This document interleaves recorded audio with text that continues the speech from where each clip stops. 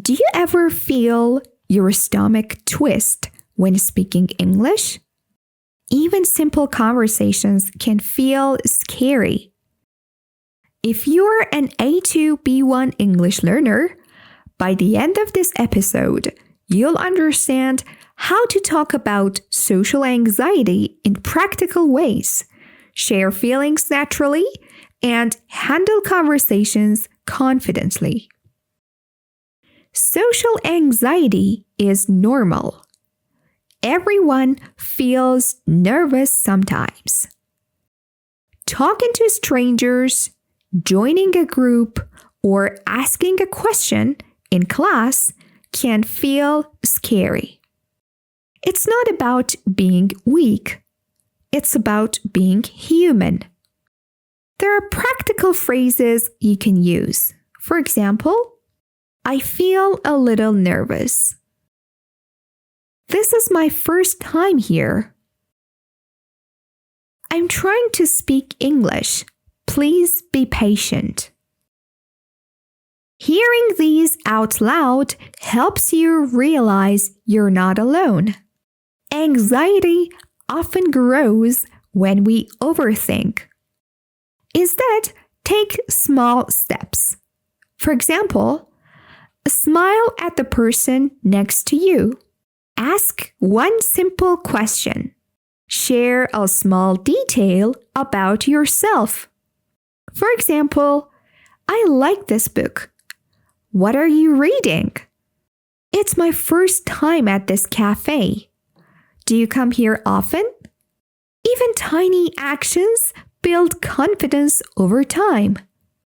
Mistakes are part of learning. They don't mean failure. Think like this. I said something wrong. That's okay. I will try again. Each sentence is progress. The goal isn't perfect English.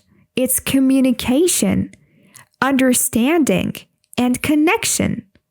You can share emotions without long explanations. Short, natural sentences work best. For example, I feel a little nervous. I'm excited to meet new people. That made me happy. I feel more relaxed now. Using simple words makes conversations easier and less stressful. Imagine you are at a cafe or a library. You want to ask someone for help. You can say, "Excuse me, can you help me find this book?"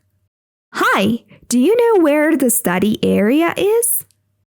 People respond kindly most of the time. One small question can start a conversation naturally. Notice how native speakers behave. They pause, they smile, they nod when listening, and they don't rush. You can mirror this naturally. Take small pauses, speak slowly, focus on one sentence at a time.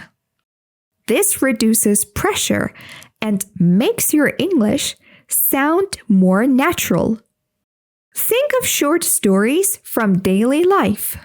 For example, at the library, you ask, "Where is the fiction section?" The librarian points. You say, "Thank you, I really appreciate it." You see someone reading the same book. You say, "I love this author. Have you read their other books?" Simple sentences, real situations. Confidence grows naturally. Before speaking, you can prepare mental phrases. I can do this. It's okay if I make a mistake. One sentence at a time is enough. People are kind and patient. This quiet preparation helps you stay calm and focused. You don't need hours of practice.